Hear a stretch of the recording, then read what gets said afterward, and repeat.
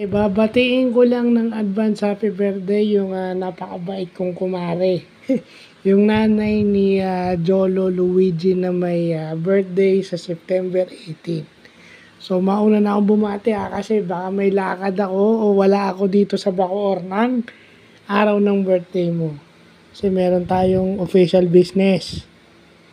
Meron tayong official business sa araw ng birthday mo. So mauna na ako bumati. So at least hindi ko nakalimutang birthday mo. So happy birthday kay Lulet Crispino na nanay ni Jolo Luigi na inaata ko. So happy birthday in advance.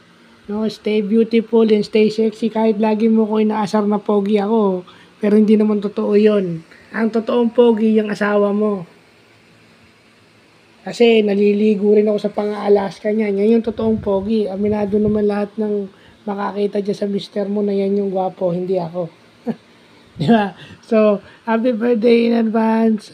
More birthdays to come. Stay healthy. At saka, congratulations in advance kung anong ma-achieve ni Jolo at saka ni Jayden sa school. Dahil yan sa nanay nila. No, payo ko lang sa'yo, huwag mo masyadong i-pressure yung dalawang mag-aral.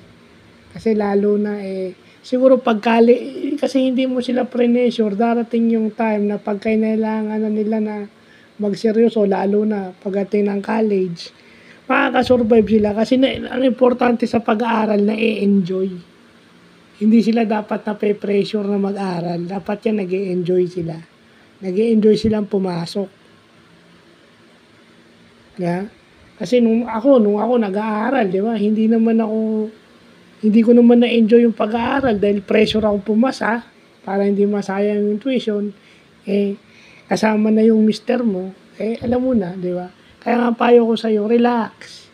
Kasi baka dumating yung araw pag 17, so pag nag-college na siguro si Jolo, makikita na natin yung tunay na potential ng bata. Kasi ngayon naman nakikita natin meron. So huwag mong madaliin, lalabas yung tunay na galing ng anak mo. Kaya nga sinasabi ko sa'yo, di ba? Parang nakikita ako nga yung sarili ko sa anak mo. Pero hindi ako magtataka kung mas gagaling pa kaysa sa akin dahil mas may mararating yung anak mo. So, yun lang. Thank you.